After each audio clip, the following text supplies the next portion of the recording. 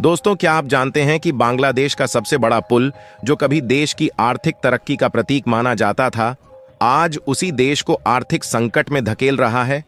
जी हां, आपने सही सुना। आज हम आपको बताने जा रहे हैं कि कैसे बांग्लादेश का पद्मा ब्रिज, जिसे चाइना ने एक सक्सेस स्टोरी कहा था, अब बांग्लादेश की अर्थव्यवस्था के लिए सबसे बड़ी डिजास्टर साबित हो रहा है। आखिर ऐसा क्या हुआ कि ये ब्रिज, जिसे बांग्लादेश की जीडीपी में इजाफा लाने वाला माना जा रहा था, अब उसे मंदी की ओर धकेल रहा है? आज हम इसकी असली वजह जानेंगे और साथ ही उन छिपी हुई चुनौतियों का खुलासा करेंगे जो इस ब्रिज के बनने के साथ साथ आईं। दोस्तों, यह ब्रिज सिर्फ एक इंफ्रास्ट्रक्चर प्रोजेक्ट नहीं था, इसे एक सेल्फ फाइनेंसिंग मास्टरपीस कहा गया था। बांग्लादेश को उम्मीद थी कि इस पुल की कमाई से उनके लिए आने वाली समस्याएं खत्म हो जाएंगी, लेकिन क्या हुआ जब यही ब्रिज बांग्लादेश के फॉरेक्स रिजर्व्स और मनी मार्केट के लिए एक संकट बन गया? आप यकीन नहीं करेंगे, पर बांग्लादेशी बैंक अब विदेशी मुद्रा उधार लेने को मजबूर हो गए हैं। फॉरेन वर्कर्स को तनख्वाह देने के लिए बांग्लादेश को भारी मात्रा में विदेशी करेंसी लानी पड़ी। लेकिन क्या यह समस्या यहीं खत्म हुई? नहीं दोस्तों, समस्या और भी गहरी थी, क्योंकि जब विदेशी मुद्रा घटने लगी तो बांग्लादेश के लोकल बैंकों पर दबाव बढ़ने लगा और इसी दबाव ने उनके फॉरेक्स रिजर्व्स को लगभग खा लिया। वो रिजर्व्स जो कभी 48 अरब डॉलर्स थे, अब मात्र 19 अरब डॉलर्स पर आ चुके हैं। तो आखिर इस ब्रिज ने कैसे बांग्लादेश की अर्थव्यवस्था को ऐसी हालत में पहुंचा दिया? क्या इस ब्रिज का निर्माण असल में उनके लिए एक छलावा साबित हुआ? और सबसे बड़ा सवाल, क्या बांग्लादेश इससे बाहर निकल पाएगा? और दोस्तों, बात सिर्फ यहीं तक सीमित नहीं है। पद्मा ब्रिज का असर सिर्फ बैंकों पर ही नहीं, बांग्लादेश की मशहूर टेक्सटाइल इंडस्ट्री पर भी हो रहा है। जो कभी दुनिया में अपनी पहचान बना चुकी थी, वही इंडस्ट्री अब ध्वस्त होती दिख रही है। बड़े ऑर्डर्स अब भारत और वियतनाम जा रहे हैं। इससे बांग्लादेशी मजदूर सड़कों पर प्रदर्शन करने को मजबूर हो गए हैं।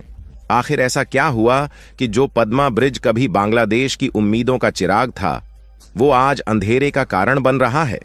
क्या बांग्लादेश की सरकार के पास इस संकट से बाहर निकलने का कोई रास्ता है, या फिर ये पुल एक ऐसी गलती साबित हो रहा है जिसे सुधारना अब नामुमकिन है? क्या बांग्लादेश इस आर्थिक संकट से उबर पाएगा, या ये ब्रिज बांग्लादेश की अर्थव्यवस्था को पूरी तरह से तबाह कर देगा? दोस्तों, इसका अंत अभी बाकी है।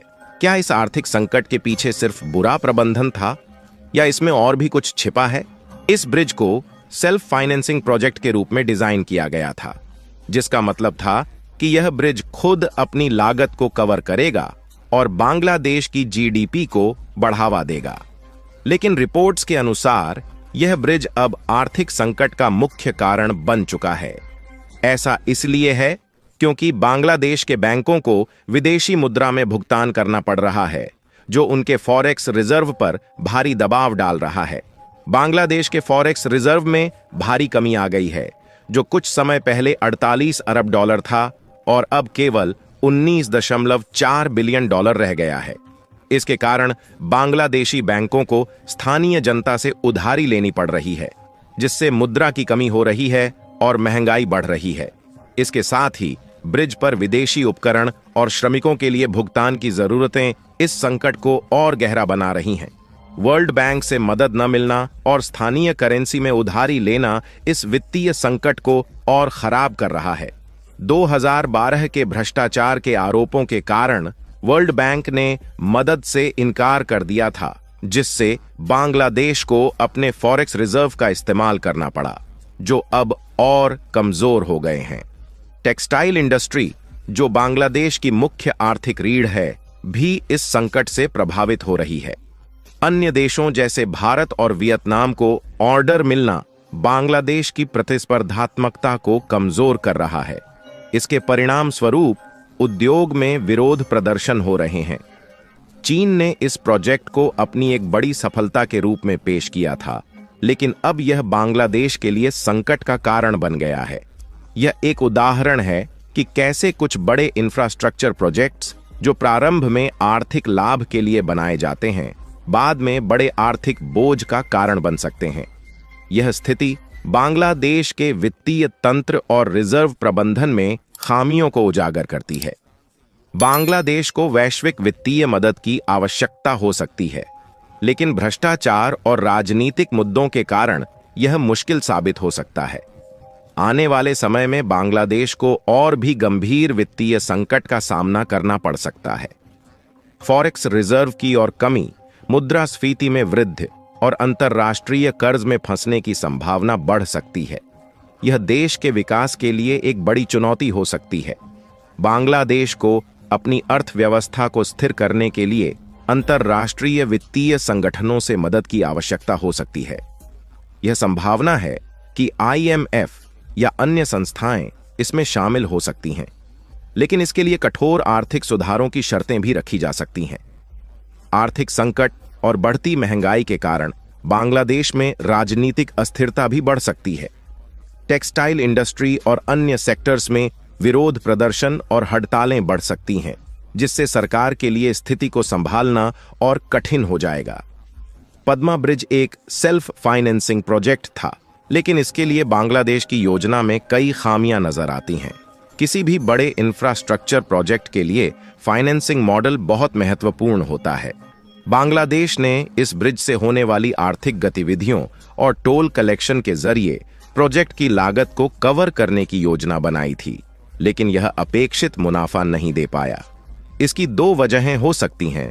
प्रारंभिक बजट के मुकाबले प्रोजेक्ट की लागत बहुत ज्यादा बढ़ गई हो सकती है, जिससे सरकार के लिए इसे फंड करना मुश्किल हो गया।